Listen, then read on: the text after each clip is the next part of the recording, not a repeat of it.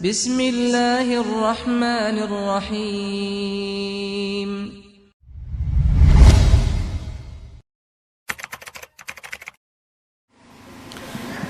Bismillahirrahmanirrahim. Assalamualaikum warahmatullahi wabarakatuh.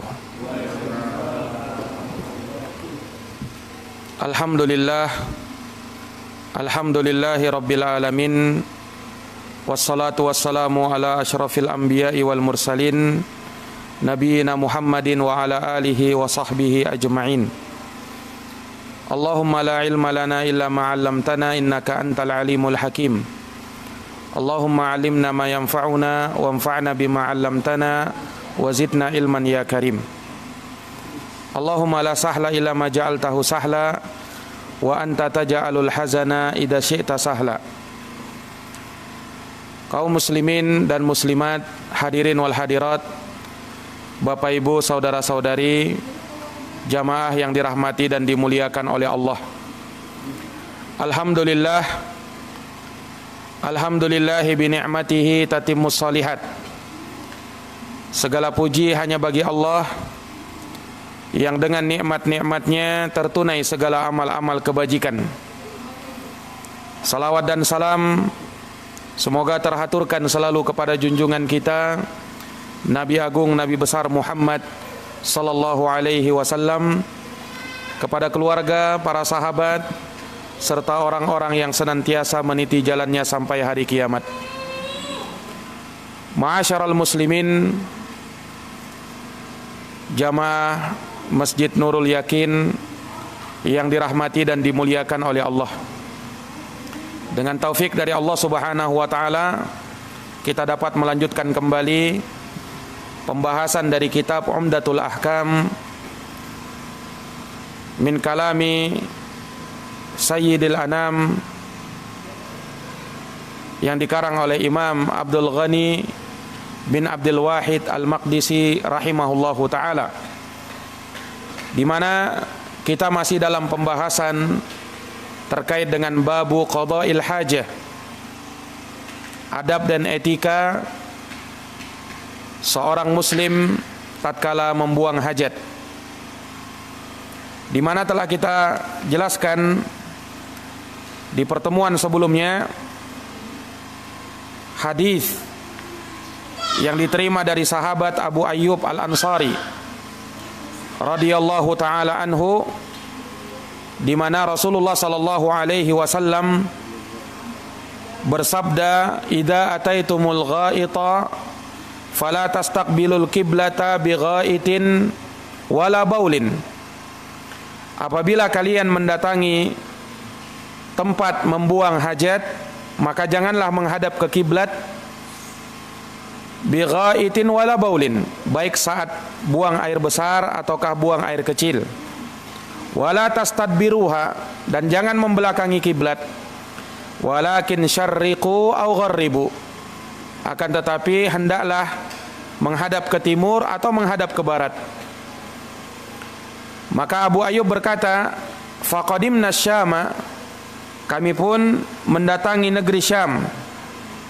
Fawajadna marahidha qad buniyat nahwal Ka'bah, dan kami dapati bahwa WC-WC di sana dibangun menghadap ke arah kiblat. Fananharifu anha, maka kami pun berpaling darinya. Wa nastaghfirullaha azza wa jalla, dan kami memohon ampun kepada Allah azza wa jalla.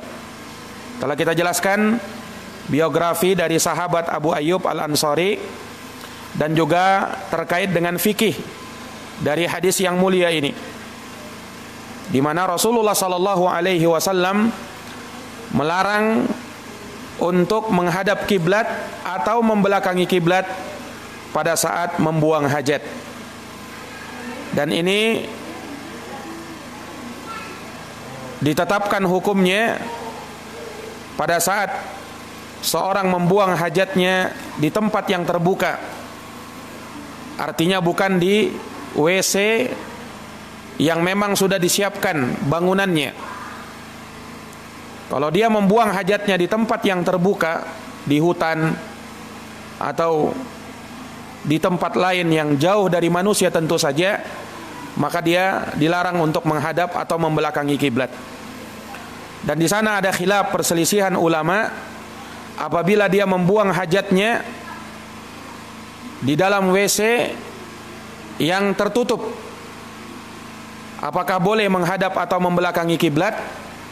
Maka di dalam permasalahan ini ada khilaf, namun tentu saja pendapat yang lebih berhati-hati untuk tidak menghadap kiblat, walaupun pada saat seseorang itu membuang hajatnya di tempat di WC yang dibangun, naam, maka dia pun hendaknya menghindari arah kiblat atau membelakangi kiblat. Kemudian kita akan masuk pada hadis berikutnya, hadis yang diterima dari sahabat Abdullah bin Umar ibn al-Khattab radhiyallahu anhu qala, raqitu yauman ala baiti Hafsah. Suatu hari aku pernah menaiki rumah saudariku, yaitu Hafsah radhiyallahu taala anha. Fara'aitun nabiyya sallallahu alaihi wasallam yaqdi hajatahu mustaqbilas syama mustadbiral Ka'bah. Maka aku melihat pada saat itu Rasulullah sallallahu alaihi wasallam membuang hajatnya dalam keadaan menghadap ke Syam dan membelakangi Ka'bah, yaitu membelakangi kiblat. 6. Dalam satu riwayat disebutkan mustaqbilan Baitul Maqdis, dalam keadaan menghadap Baitul Maqdis dan membelakangi kiblat. Para hadirin yang dirahmati oleh Allah, di dalam hadis yang mulia ini terdapat pelajaran dan fikih yang kita bisa ambil darinya. Dan sebelum kita menjelaskan hal tersebut, kita akan terangkan sedikit beberapa biografi singkat dari sahabat Abdullah bin Umar bin Khattab radhiyallahu anhu. Beliau ini adalah seorang sahabat, anak dari sahabat yang mulia yang bernama Umar bin Khattab. Jadi beliau dan bapaknya dua-duanya adalah sahabat Nabi. Dua-duanya adalah sahabat Nabi. Terlebih Umar bin Khattab radhiyallahu anhu adalah sahabat mulia dan tergolong sebagai sahabat terbaik setelah Abu Bakar As-Siddiq radhiyallahu anhu. Abdullah bin Umar mempunyai kedekatan khusus kepada Nabi. Selain Umar bin Khattab sangat dekat dengan Rasulullah, saudari dari Abdullah bin Umar yaitu Hafsah adalah istri dari Rasulullah sallallahu alaihi wasallam.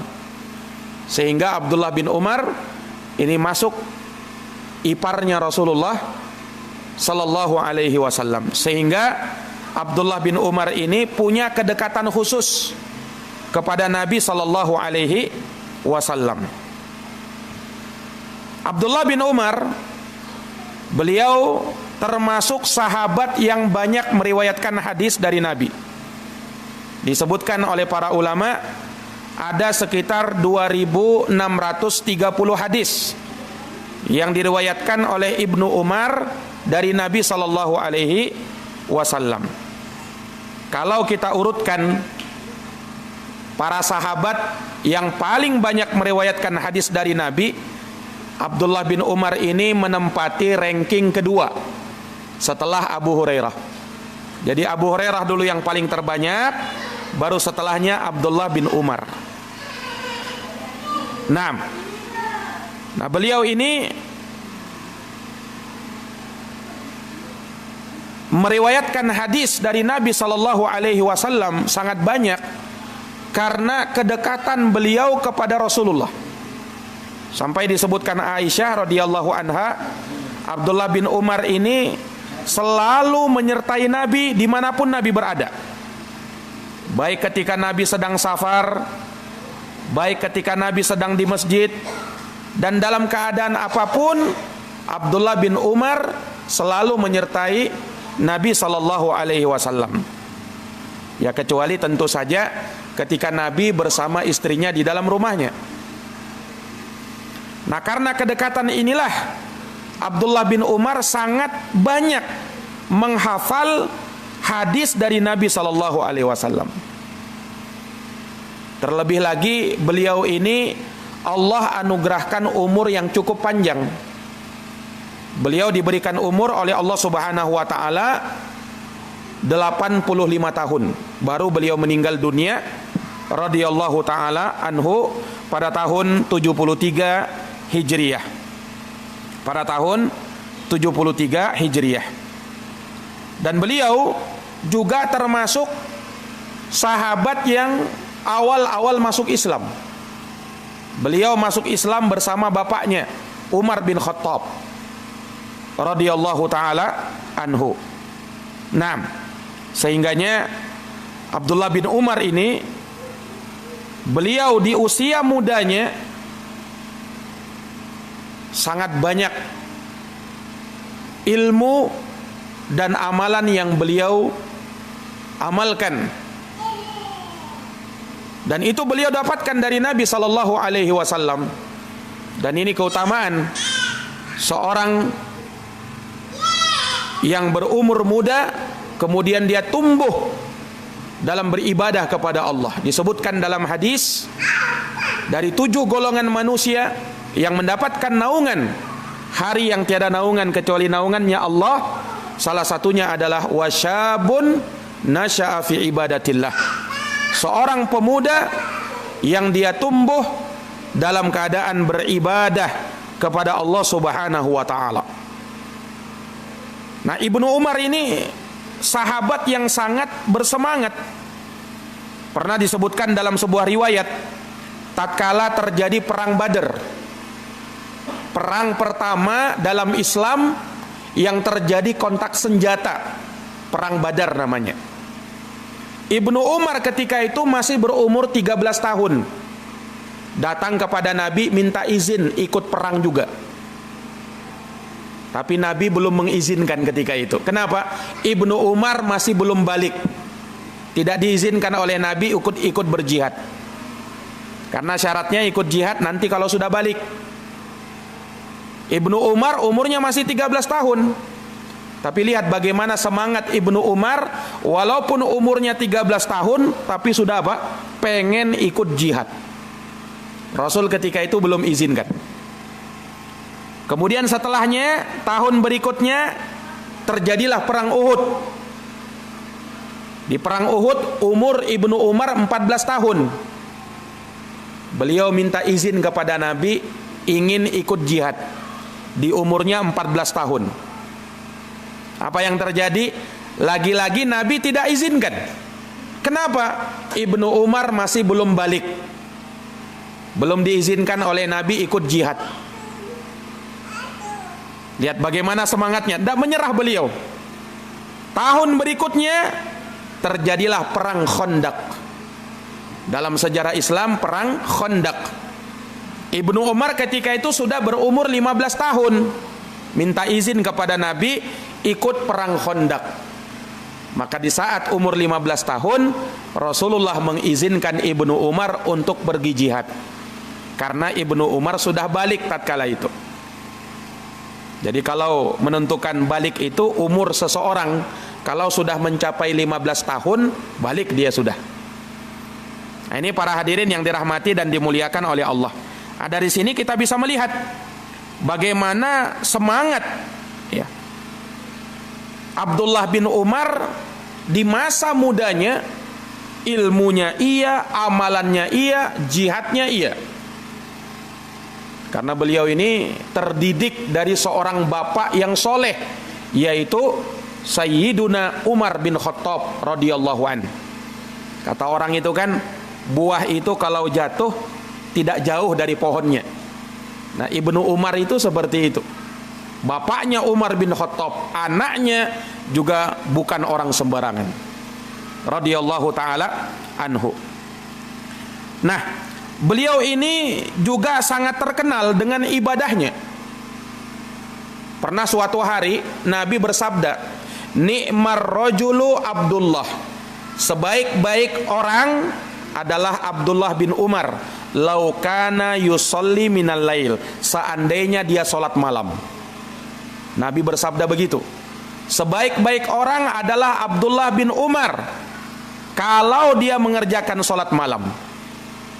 Ini hadis disampaikan oleh Rasulullah kepada istrinya Hafsah yang merupakan saudarinya Ibnu Umar. Disampaikan oleh Hafsah kepada saudaranya Abdullah bin Umar. Mendengarkan itu dari Nabi, maka semenjak itu Abdullah bin Umar tidak pernah meninggalkan sholat malam walau hanya sekali. Semenjak dia mendengarkan hadis Nabi itu. Karena apa? Nabi sudah jamin sebaik-baik orang Abdullah bin Umar kalau dia sholat malam. Nah, ini termasuk keutamaan dan kemuliaan sholat malam. Qiyamul lail, sholat tahajud. Orang bisa menjadi mulia karena itu.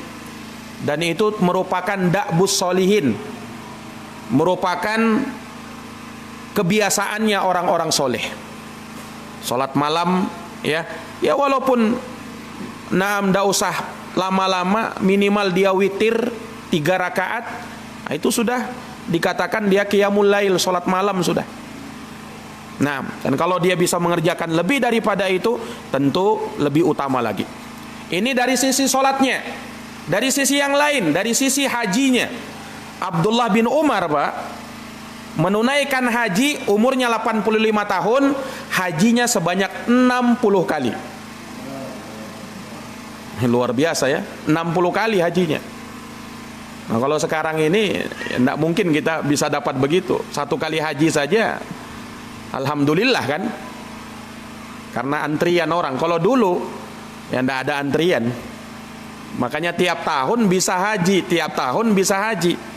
Itu hajinya Ibnu Umar. Kalau umrohnya berapa kali? Umrohnya 1000 kali. Umrohnya itu. Nah, kita umroh 1 kali aja sudah syukur-syukur ya kan. Ibnu Umar umrohnya 1000 kali. Ya tidak heranlah, karena beliau kan tinggal di sana, tinggal di Madinah, dekat sekali dengan Makkah. Beda dengan kita. Nah, tapi dari sini kita bisa melihat bagaimana sisi Ibnu Umar itu, beliau sangat tekun beribadah.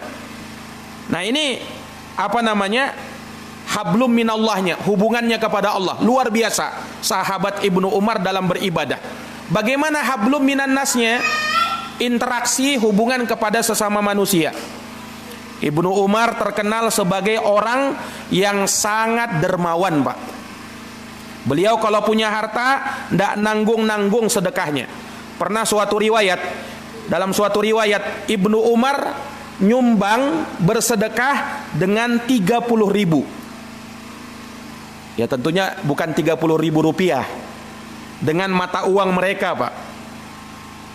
30.000 anggaplah dirham, mata uang perak. Kalau 30.000 dirham dikalkulasikan, ya pada hari ini 1 dirhamnya itu 50.000 rupiah. Maka Ibnu Umar ketika itu bersedekah dengan 30.000 dirham sama dengan 1,5 M. 1,5 M miliar. Itu kalau kita kalkulasikan uang kita sekarang ini. Ini kan luar biasa ini. Nyumbang bersedekah 1,5 M. Luar biasa. Dan beliau ini juga orangnya kalau sudah bersedekah, beliau akan sedekahkan ya harta yang paling dia cintai. Pernah suatu hari, Pak, Ibnu Umar sangat pengen makan ikan ketika itu. Kebetulan di Madinah ikan lagi kosong, penjual ikan tidak ada. Ibnu Umar mau cari ikan. Ketika datang di pasar, cari keliling-keliling tidak ketemu. Dan ternyata ada di pinggiran satu orang penjual, itu pun ikannya tinggal 1. Akhirnya dibeli sama Ibnu Umar, satu-satunya ikan ketika itu di Madinah. Akhirnya dia datang, pengen sekali nih makan ikan ini. Pada saat itu dia berikan ke istrinya supaya dimasak. Ibnu Umar mau makan ikan, sangat kepengen dia. Tiba-tiba apa, Pak? Sudah masak ikan, sudah dihidangkan. Di luar rumah ada yang mengetuk, tok tok tok. Ternyata pengemis, minta sesuatu. Nah, Ibnu Umar ini kalau sudah mau nyumbang, kalau sudah mau sedekah, harus yang dia sedekahkan adalah barang yang paling dia sukai. Ketika itu yang kebetulan yang paling dia sukai ikannya. Apa kata Ibnu Umar? Sedekahkan ikan ini kepada pengemis itu. Istrinya sempat protes, wahai Ibnu Umar, kamu kan pengen makan ikan, kita sumbangkan yang lain saja, ndak usah ikan ini. Kamu kan pengen makan ikan. Ndak, kata Ibnu Umar, sumbangkan yang ini saja. Subhanallah, akhirnya ikan tadi disumbangkan kepada siapa? Pengemis tadi. Nah, ini luar biasanya keteladanan beliau dan kedermawanan beliau, ya, radhiyallahu taala anhu. Dan ini mengamalkan firman Allah dalam surat Ali Imran 92, lan tanalal birra hatta tunfiqu mimma tuhibbun. Kalian tidak akan bisa mencapai derajat kebajikan sampai kalian menginfakkan harta yang paling kalian cintai. Nah, ini para jamaah yang dirahmati dan dimuliakan oleh Allah Subhanahu wa taala. Dan beliau ini juga terkenal sahabat yang sangat memegang teguh sunnah Nabi. Beliau tidak mau kurang-kurangi dan beliau tidak mau tambah-tambahi. Apa yang sudah diajarkan oleh Nabi, sudah itu sudah. Tidak mau beliau tambah-tambahi. Makanya pernah disebutkan dalam sebuah riwayat, Pak, ada seorang yang bersin di dekat Ibnu Umar. Dia bersin, kemudian dia mengucap alhamdulillah wassalatu wassalamu ala rasulillah. Jadi dia bersin, ucapannya apa? Alhamdulillah wassalatu wassalamu ala rasulillah. Hamdalah dan salawat.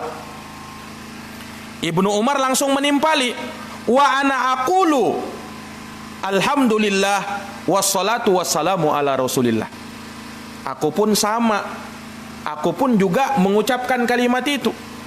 Tetapi kata Ibnu Umar, yang aku dengarkan dari Nabi, kalau ada orang bersin cukup mengucapkan alhamdulillah saja, tidak usah ditambah-tambahi salawat.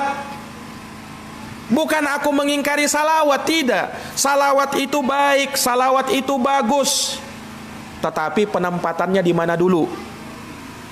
Nah, tempatkanlah ibadah itu sesuai dengan tempatnya. Bukan dilarang bersalawat, salawat boleh, tapi lakukan salawat pada tempatnya. Orang yang bersin diajarkan oleh Nabi cuman mengucap alhamdulillah, tidak usah ditambah-tambah. Nah, jadi maksudnya Ibnu Umar seperti itu. Nah, menunjukkan bahwa kita ini dalam beragama ya sudah cukup sesuai dengan apa yang diajarkan oleh Rasulullah, tidak usah dikurangi, tidak usah ditambah. Sebagaimana kita sholat, jangan ditambah-tambahi. Sudah paten dia, maghrib 3 rakaat, isya 4 rakaat, subuh 2 rakaat, zuhur asar 4 rakaat. Kalau ada misalnya orang mau sholat zuhur jam 10 pagi, 10 rakaat. Kenapa? Kebetulan lagi semangat. Boleh enggak ini? Ya enggak akan boleh. Walaupun semangat, walaupun ikhlas, tapi kalau enggak sesuai tuntunan Nabi, maka amalnya tertolak. Ini para jamaah yang dirahmati dan dimuliakan oleh Allah. Jadi Ibnu Umar ini luar biasa, sangat berpegang teguh dengan sunnahnya Rasulullah Sallallahu Alaihi Wasallam. Nah, salah satu hadis yang diriwayatkan Ibnu Umar, hadis yang tadi kita dengarkan. Suatu hari Ibnu Umar pernah menaiki rumahnya Hafsah, saudarinya sendiri. Nah, ketika itu disebutkan dalam sebagian riwayat, Ibnu Umar naik ke atas rumahnya Hafsah karena ada satu keperluan. Tidak sengaja terlihat Nabi yang sedang buang hajat. Dan Ibnu Umar saksikan ketika itu Nabi membuang hajatnya menghadap ke Baitul Maqdis, membelakangi kiblat. Membelakangi kiblat. Ini para jamaah yang dirahmati dan dimuliakan oleh Allah Subhanahu wa taala. Sudah kita terangkan barusan terkait dengan hukum menghadap kiblat atau membelakangi kiblat. Hukumnya tidak boleh. Ya kan? Hukumnya tidak boleh. Terus bagaimana dengan hadits ini? Nah, itu yang sudah kita sebutkan tadi. Apa namanya rinciannya? Kalau di dalam bangunan sebenarnya membelakangi kiblat boleh-boleh saja, tetapi utamanya tetap dihindari. Nah, ini para jamaah. Terus bagaimana kalau menghadap Baitul Maqdis? Boleh enggak menghadap Baitul Maqdis?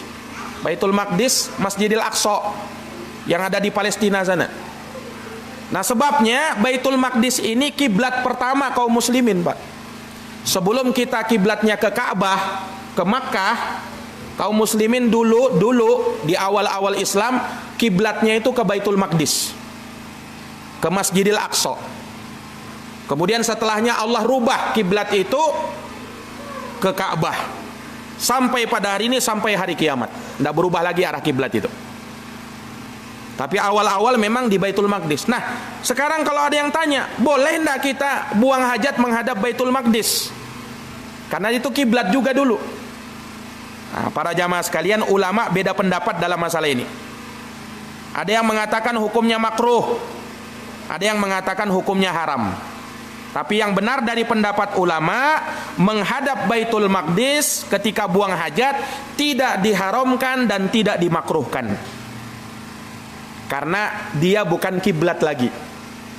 Makanya Nabi ketika buang hajat dalam hadis Ibnu Umar ini, beliau menghadap Baitul Maqdis, menunjukkan bolehnya hal tersebut. Yang dilarang cuman menghadap kiblat saja, menghadap Ka'bah, itu yang dilarang. Selainnya diperbolehkan. Nah, di sana juga ulama membahas katanya, apa hukum menghadap kiblat, apa menghadap matahari atau bulan tatkala buang hajat. Ini kebetulan kalau misalnya pas matahari itu terbenam. Ya kalau kita di sini kan pas kiblat juga itu. Ya kan, pas kiblat juga itu. Anda boleh pada saat itu kan. Ya, tapi kalau bulan bagaimana? Ya intinya ndak ada larangan menghadap matahari atau menghadap bulan. Yang dilarang cuman menghadap kiblat saja. Yang dilarang cuman menghadap kiblat saja. Nah, ini yang dikatakan oleh para ulama madhab Malikiyah, madhab Syafi'iyah, dan Hanabilah. Ini juga pendapat yang dipilih oleh Imam Nawawi, Imam Syaukani, dan Imam Syekh Muhammad bin Saleh Al-Utsaimin rahimahullahu ta'ala. Para hadirin yang dirahmati dan dimuliakan oleh Allah, kayaknya sudah masuk Isya, Pak ya? Iya. Nanti kalau ada waktu kita lanjutkan sedikit ya, ba'dal Isya ya, karena sedikit baru kita bahas tadi, kita ada kendala ya. Kita bahas sedikit ba'dal Isya ya, sekaligus tanya jawabnya juga. Nah, mungkin demikian para hadirin yang dirahmati oleh Allah, kita sholat Isya dulu ya. Semoga apa yang kita dengarkan pada malam hari ini mendapatkan keberkahan di sisi Allah Subhanahu wa taala, dan semoga Allah Subhanahu wa taala memberikan pemahaman kepada kita dan bisa mengamalkan apa yang kita dapatkan dari ilmu yang kita serap pada malam hari ini insyaallah taala. Demikian, subhanakallahumma wabihamdik, asyhadu an la ilaha illa anta, astaghfiruka wa atubu ilaik. Wassalamualaikum warahmatullahi wabarakatuh.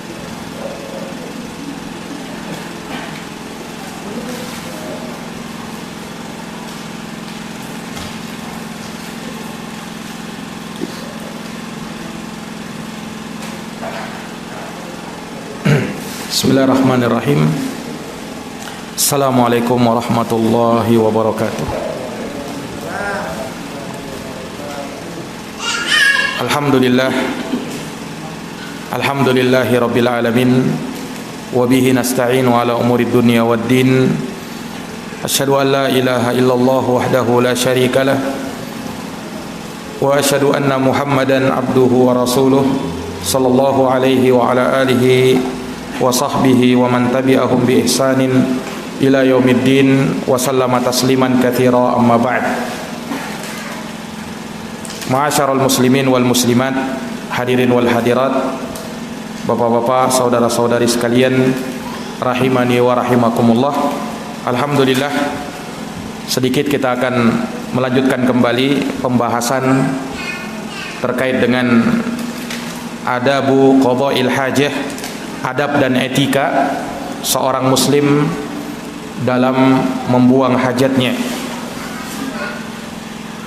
di mana tentu saja perkara ini adalah perkara yang sangat penting, mengingat Rasulullah sallallahu alaihi wasallam mengajarkan kepada kita perkara-perkara tersebut. Dan tentu saja tidak ada yang remeh dalam agama Allah. Kita tidak boleh menganggap sepele perkara-perkara yang berkaitan dengan hukum-hukum Allah, termasuk dalam permasalahan adab dan etika membuang hajat. Karena dia ilmu yang diajarkan oleh Rasulullah, para sahabat, para ulama, dan terus turun-temurun. Setiap kali kita membaca Kitabut Taharah, maka pasti di sana kita akan temukan pembahasan yang berkenaan dengan adab qada'il hajah. Para hadirin yang dirahmati oleh Allah, telah kita sebutkan hadis dari Abdullah bin Umar. Kita beranjak sedikit ke hadis yang berikutnya, hadis Anas bin Malik, yang mana biografi beliau sudah kita singgung di pertemuan-pertemuan yang lalu. Kata Al-Imam Abdul Ghani bin Abdul Wahid Al-Maqdisi rahimahullahu ta'ala, An Anas bin Malik radhiyallahu anhu annahu qala, dari Anas bin Malik, semoga Allah meridhoinya, beliau berkata, kana Rasulullah sallallahu alaihi wasallam yadkhulul khala. Rasulullah sallallahu alaihi wasallam pernah masuk ke dalam khala, yakni beliau ingin membuang hajatnya di sebuah tempat yang terbuka. Maksudnya di tempat yang sunyi dari manusia, tentu saja jauh dari manusia, namun tempat buang hajatnya bukan di tempat yang tertutup, bukan di sebuah bangunan WC yang seperti ada pada hari ini. Ya, dimaklumi keadaan pada waktu itu. Dan dulu Pak, di zaman Nabi SAW, dan itu berlanjut, mereka tidak biasa membangun rumah kemudian di dalamnya ada WC. Itu harus dipisahkan, rumah sendiri, WC sendiri. Itu zaman dulu. Nah, kalau di zaman sekarang kan rata-rata WC itu sudah ada di dalam rumah-rumah kita. Dan tidak jarang WC itu kalau mereka ingin membuang hajat, ya harus pergi ke tempat yang jauh dulu. Pergi ke hutan atau ke tempat yang jauh dari manusia, buang hajatnya di sana. Nah, jadi Anas bin Malik menceritakan kejadian ini, fa ahmilu ana wa gulamun nahwi, maka aku pun dan orang yang setara dengan aku, yakni maksudnya yang umurnya dekat-dekat denganku, yang seumuran denganku, membawakan untuk Nabi idawatan min ma wa anazatan, membawa idawah. Idawah itu bejana yang terbuat dari kulit, berisi air, wa anazah, dan tombak kecil.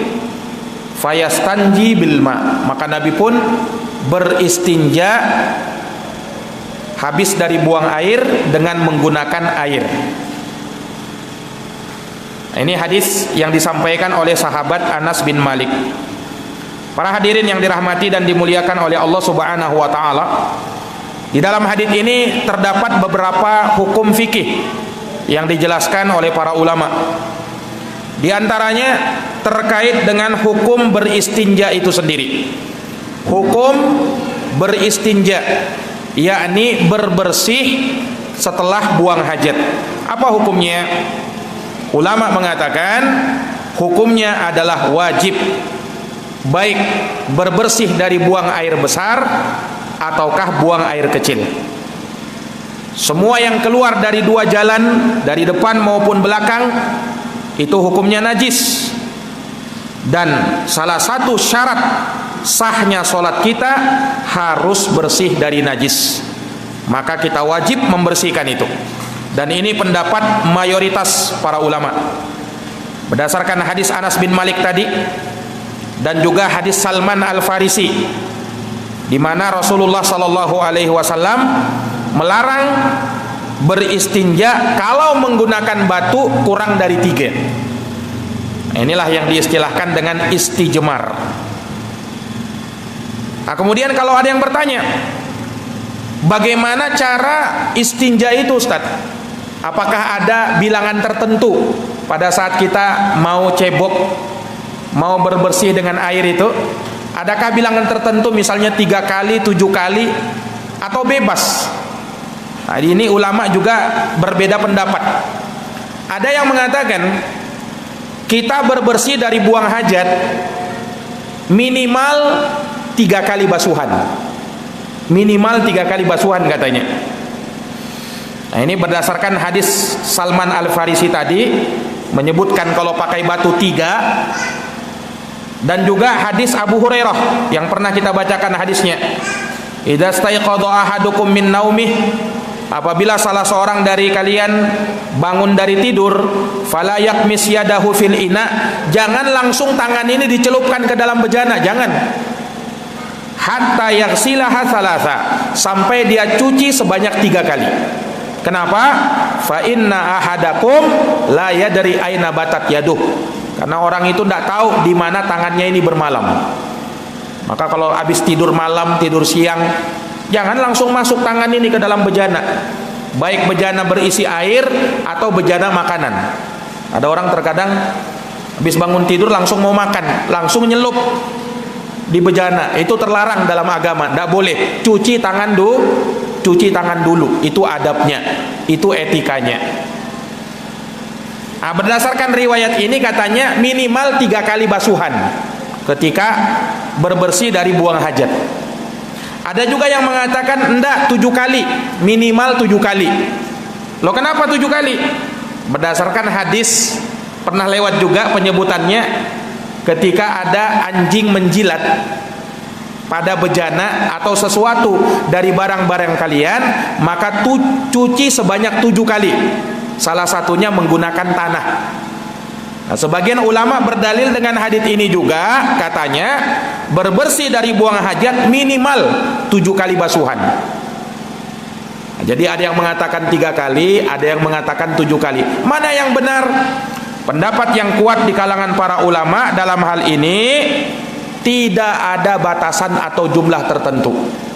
Silahkan mau 3 kali, mau 7 kali, lebih daripada itu juga boleh, asalkan bersih. Nah itu, asalkan apa? Asalkan sudah bersih. Nah, terkadang kan beda-beda juga.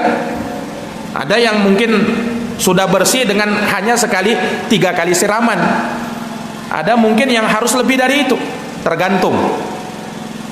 Ya, maka dalam hal ini tidak ada riwayat yang kuat menyebutkan jumlahnya, bilangan berapa, sampai 3 kalikah membasuhnya atau 7 kalikah, tidak ada. Iya, maka diberikan kebebasan asalkan bersih. Karena kalau kita lihat dalam hadis-hadis Nabi terkait dengan najis, intinya kamu cuci, kamu bersihkan, kamu hilangkan. Kapan dia hilang, maka sudah selesai. Berbeda memang kalau najisnya najis mughalladhah, najis jilatan anjing, karena ada hadis yang menyebutkan 7 kali. Nah, ini tidak bisa dikiaskan dengan kita berbersih dari buang hajat. Itu qadiyah yang lain, permasalahan yang lain, tidak bisa dikiaskan. Nah, sehingga dalam hal ini bebas, kapan berapa saja jumlahnya, asalkan apa? Asalkan bersih. Baik, kemudian dalam membuang hajat ada 2 cara. Boleh menggunakan air, boleh menggunakan batu. Nah, dulu orang kalau tidak ada air pakai batu dia. Kalau sekarang ya orang pakai tisu. Dua-duanya boleh. Menggunakan air boleh, menggunakan tisu boleh. Tapi kalau ditanya mana yang lebih utama? Yang lebih utama ulama beda pendapat. Ada yang mengatakan digabung. Nah, itu pendapatnya ulama Syafi'iyah. Di mazhab Syafi'i digabung. Jadi setelah menggunakan tisu, menggunakan air supaya lebih bersih. Itu mazhab Syafi'i. Tapi jumhur ulama, mayoritas ulama berpendapat cukup dengan air saja yang lebih utama. Kenapa? Dengan air itu sudah mencukupi dan sudah bersih. Walaupun kan orang itu beda-beda juga Pak adat kebiasaannya.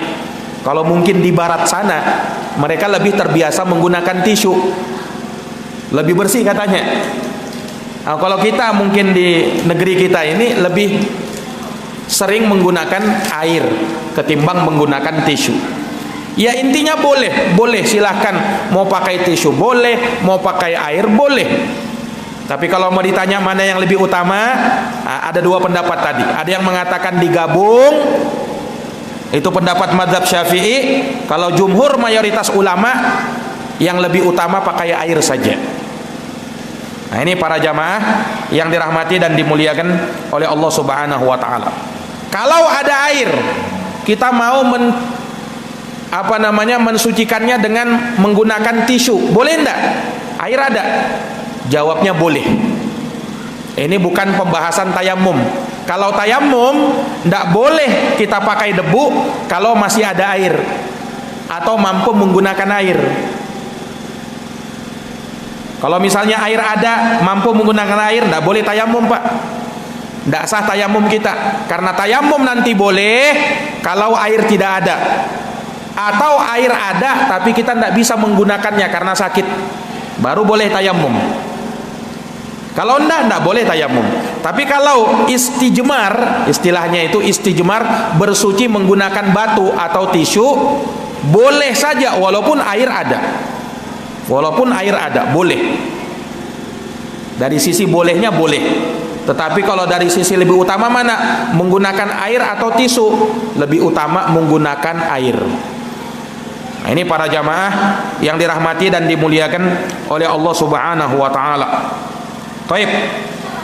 Kemudian kalau ada yang bertanya, apakah kalau kita bangun tidur atau maaf misalnya buang angin, apakah juga harus istinja, harus cebok, harus berbersih ketika bangun tidur sama buang angin?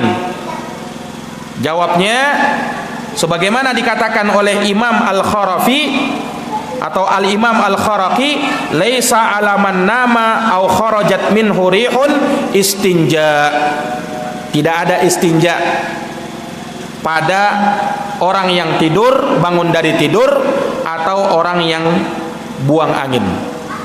Karena istinja itu berbersih dari buang hajat itu ya pada saat habis selesai buang air besar atau buang air kecil, itu saja. Ada sebagian orang mengatakan habis buang angin juga harus berbersih kayak orang yang cebok, bersuci dari buang hajat.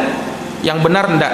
Hal tersebut tidak ada riwayat yang menjelaskannya. Bahkan Imam Nawawi berkata ajma'al ulama, sepakat ulama. Nah, kalau sudah sepakat itu ya seluruh ulama berarti. Ulama sepakat ala annahu la yajibul istinja minar rih. Tidak ada kewajiban istinja karena buang angin. Wan naum.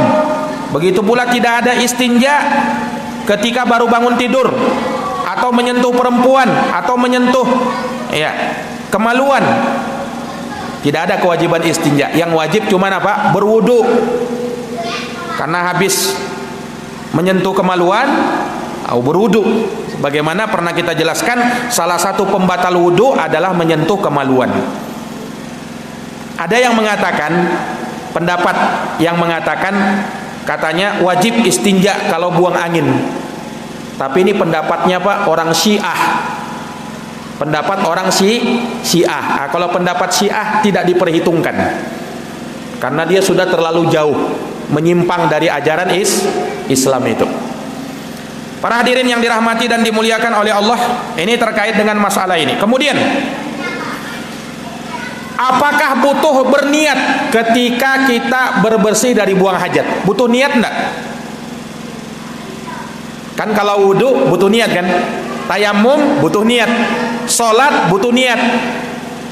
cebok atau berbersih dari buang hajat butuh niat enggak? Nah, ini juga diperselisihkan oleh ulama terkait masalah ini, dan yang benar dari pendapat ulama, pendapat mayoritas ulama, at-taharah minal khabas la yushtaratu laha niyah. Bersuci dari najis tidak disyaratkan niat. Tidak disyaratkan niat. Makanya sah-sah saja, yang penting hilang. Makanya kalau misalnya ada najis, Pak, yang ngilangin bukan kita, yang ngilangin karena hujan turun, maka hujan ini menyapu najis. Apakah najisnya sudah kita katakan bersih? Nah, walaupun bukan kita yang melakukannya, ya kan? Hujan yang melakukannya. Nah, karena memang mensucikan najis tidak butuh niat. Beda mensucikan hadas. Habis buang air besar, habis buang air kecil, kita harus wudu kan?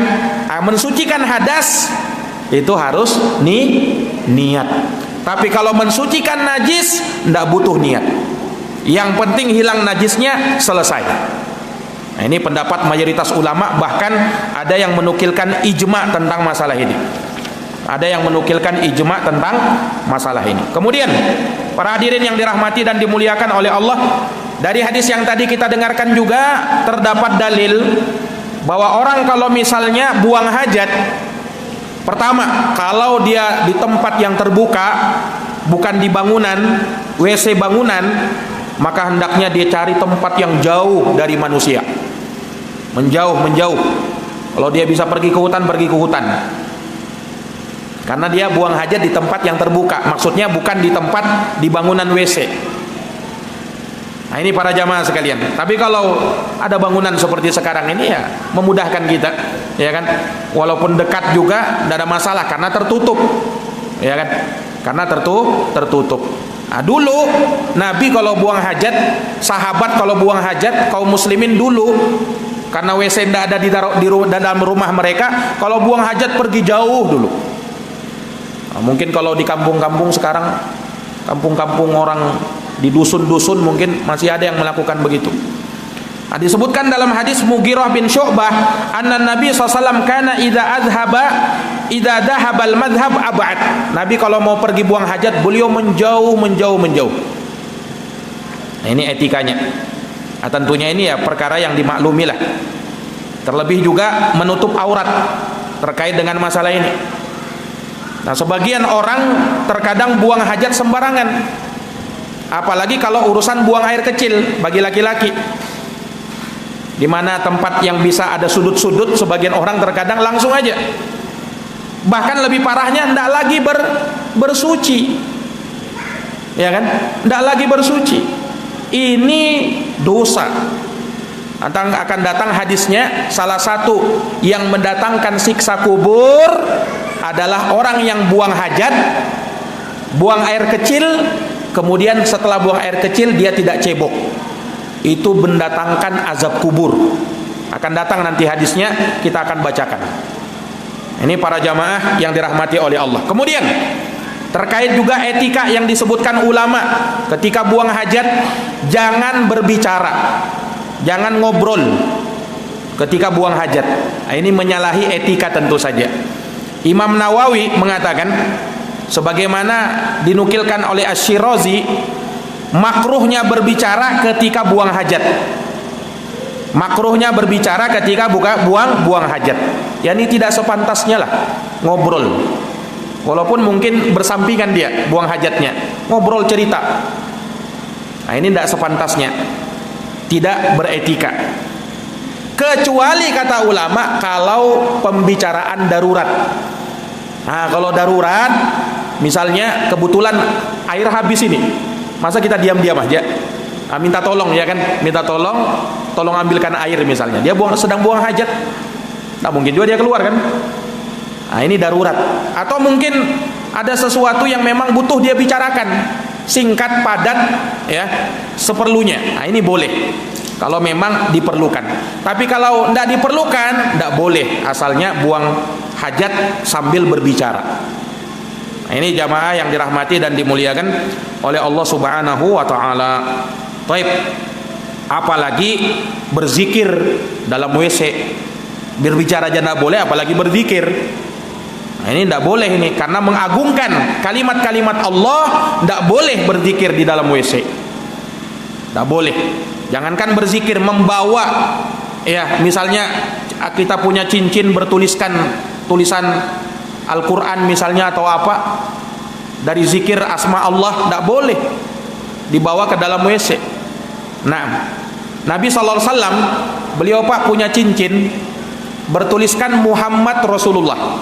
Nabi kalau buang hajat, Nabi lepas dulu cincinnya tadi, karena ada tulisan asma Allah. Nabi taruh di luar, kemudian Nabi masuk WC. Nah, seperti itu. Karena memang dalam bentuk pengagungan kepada syiar Allah. Allah berfirman, "Wa may yu'azzim sya'airallah fa innaha min taqwal qulub." Siapa yang mengagungkan syiar-syiar Allah, maka itu termasuk dari ketakwaan yang ada di dalam hati. Pernah suatu hari, Pak, ada salah seorang sahabat melewati Nabi. Nabi sedang buang air kecil. Orang sahabat ini salam sama Nabi, ucapkan salam. Nabi tidak jawab salamnya. Nabi tidak jawab salamnya. Kenapa Nabi tidak jawab? Inni karihtu an adzkurallaha illa ala tuhrin. Saya itu tidak suka kalau harus berzikir menyebut asma Allah walaupun jawab salam. Jawab salam itu kan waalaikumsalam, menyebut juga asma Allah. Waalaikumsalam artinya bagimu keselamatan. Salah satu nama Allah As-Salam. Makanya kalau kita ucapkan Assalamualaikum, ada dua maknanya, Pak. Assalamualaikum, keselamatan bagimu. Itu yang kita tahu kan. Makna yang kedua, Assalamualaikum, semoga Allah bersamamu. Itu artinya. Karena Assalam salah satu nama Allah. Asmaul Husna, Allah dinamakan dengan Assalam. Assalamualaikum maknanya apa? Semoga Allah Assalam menyertaimu. Nah, itu maknanya. Nah, maka itu asma Allah juga itu. Maka Nabi tidak suka menyebut nama Allah sedangkan beliau tidak dalam keadaan suci. Nah, ini para hadirin yang dirahmati dan dimuliakan oleh Allah Subhanahu wa taala. Nah, kemudian hadis berikutnya, hadis Abu Qatadah Al-Haris bin Rib'i Al-Ansari. Di situ disebutkan bahwa Nabi sallallahu alaihi wasallam bersabda, "La yumsikanna ahadukum dzakarahu bi yaminih wa huwa yabul wa la yatamassah minal khala'i bi yaminih wa la yatanaffas fil ina." Nabi bersabda, janganlah salah seorang dari kalian menyentuh kemaluannya dengan tangan kanan. Wa huwa yabul, dan dia dalam keadaan buang air kecil. Nah, jadi jangan nyentuh pakai tangan kanan. Nabi larang. Pakai tangan apa? Tangan kiri. Kalau lagi buang air kecil. Wala yatanaffas wala yatamassah minal khala biyaminih, dan jangan berbersih dari buang hajat menggunakan tangan kanan. Harusnya tangan kiri juga. Itu hukum yang kedua. Hukum yang ketiga, wala yatanaffas fil ina, jangan bernafas dalam gelas, dalam bejana. Ada 3 hukum yang disebutkan oleh Nabi. Pertama, tidak boleh menyentuh kemaluan dengan tangan kanan ketika buang air kecil. Kalau menyentuh kemaluan dengan tangan kiri. Ini hukum yang pertama. Para jamaah yang dirahmati dan dimuliakan oleh Allah Subhanahu wa taala.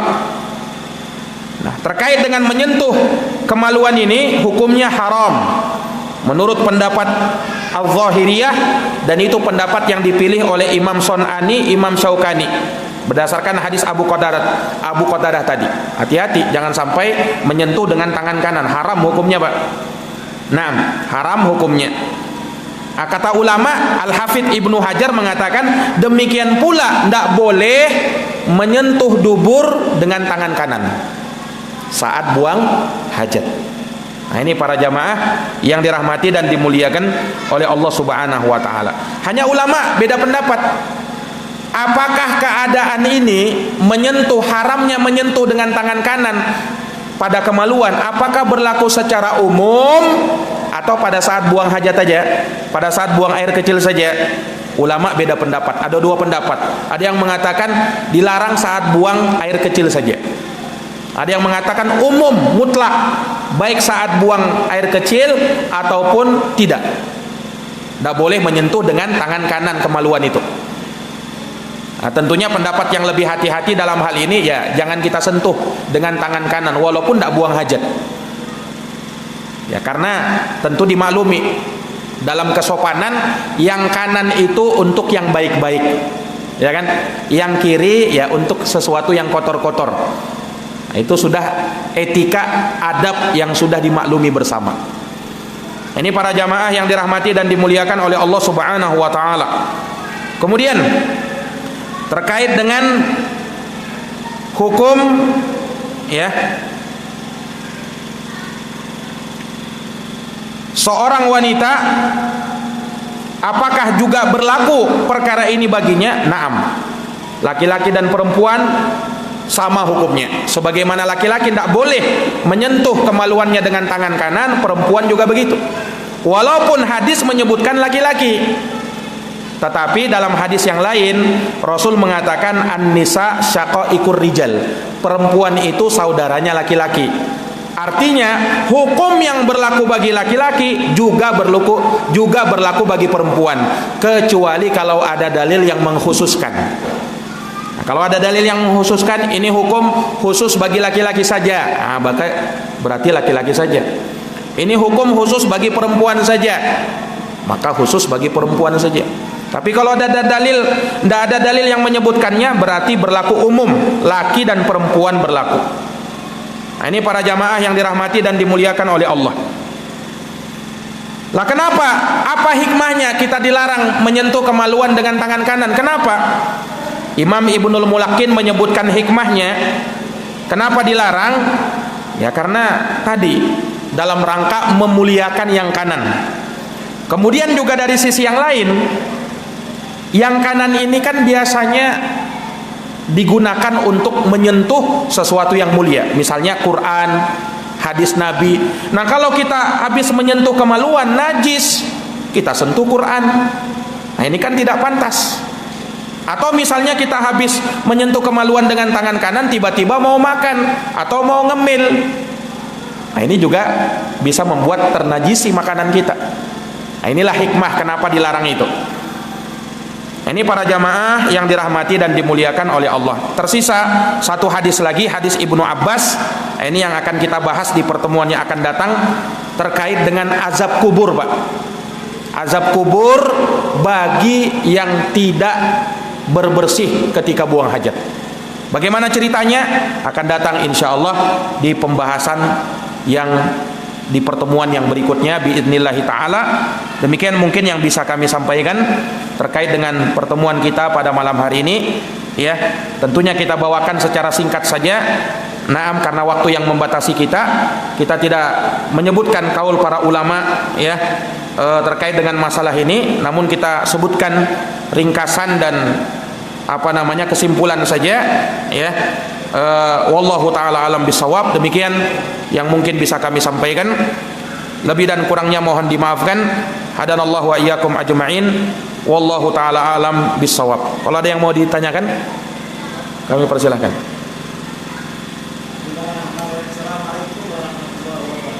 Waalaikumsalam warahmatullahi wabarakatuh.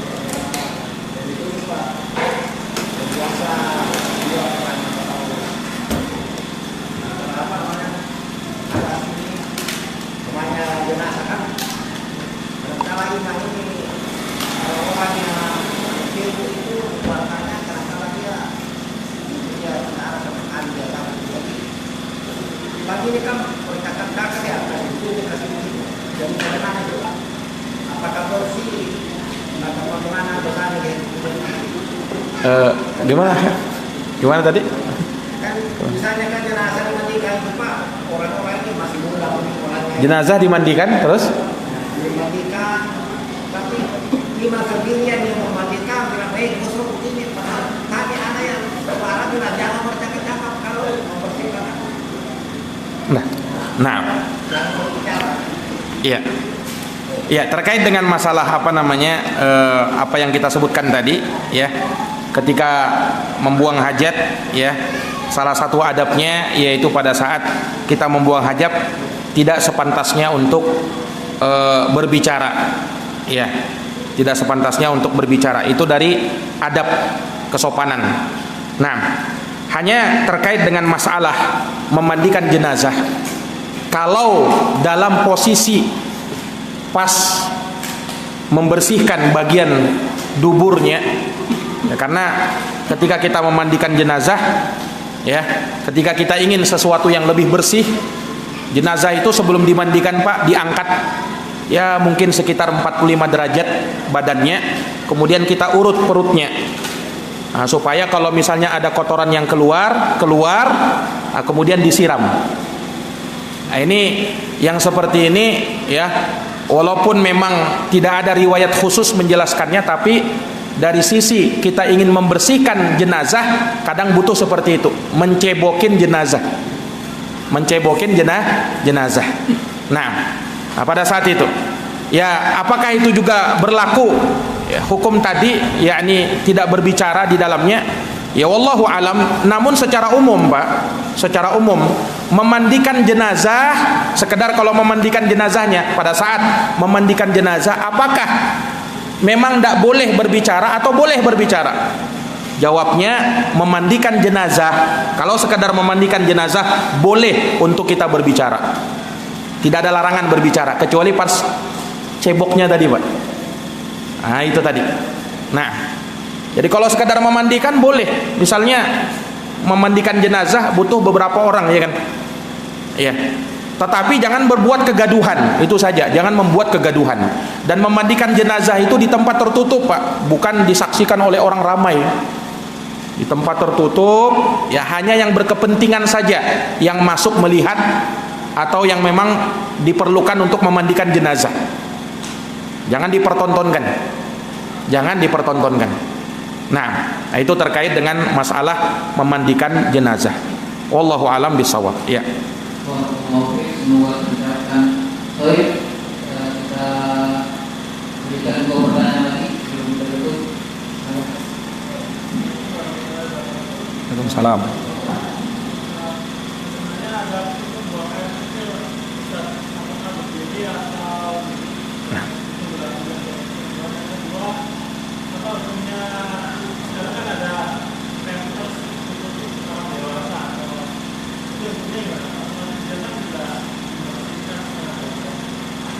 Ya, iya. Ada dua pertanyaan yang beliau tanyakan. Ya, yang pertama terkait dengan masalah buang air kecil itu apakah berdiri atau duduk, ya kan? Ini khusus buang air kecil aja. Buang air besar tidak mungkin kan? Buang air kecil saja. Apakah berdiri atau duduk? Ada dua riwayat yang menyebutkan dalam masalah ini. Ulama bahas. Ya. Yang pertama, Aisyah menyebutkan radhiyallahu anha dalam sebuah hadis, jikalau kamu mendengarkan ada orang yang mengatakan Nabi SAW buang air kecil sambil berdiri, dustakan dia. Nabi tidak pernah buang air kecil kecuali sambil duduk. Itu kata Sayyidah Aisyah radhiyallahu anha, istri Nabi SAW. Jadi Nabi kalau buang air kecil sambil duduk, berdasarkan keterangan Aisyah.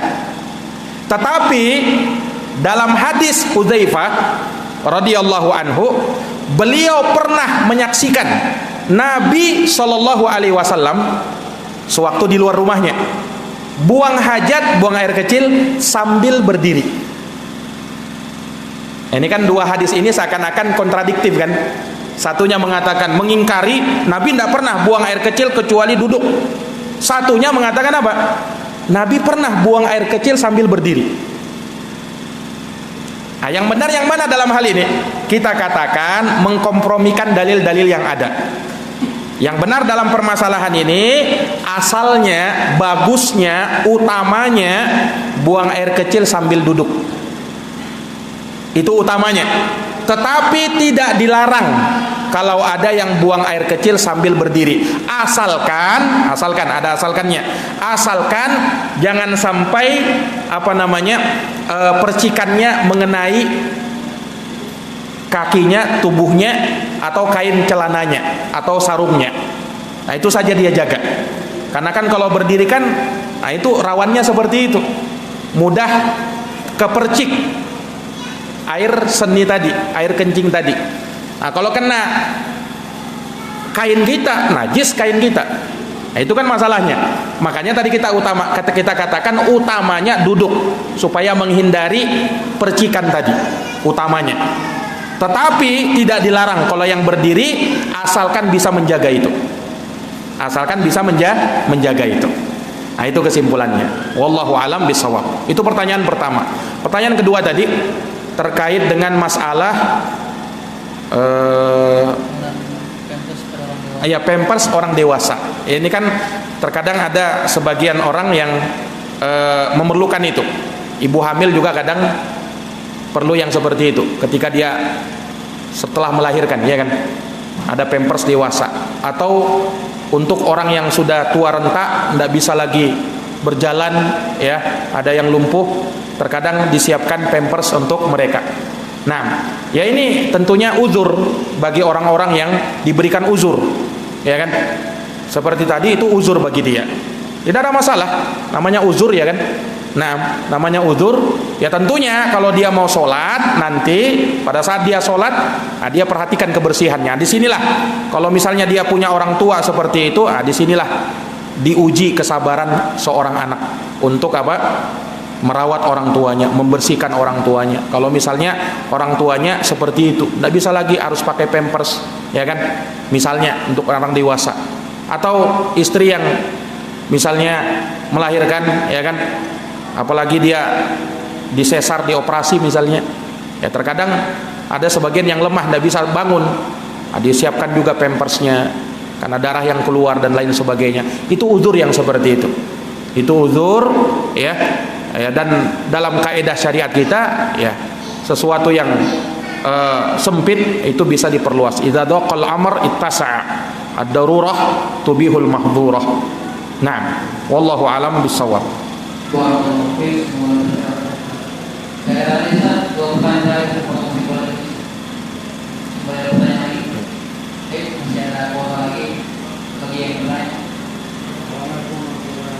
Waalaikumsalam.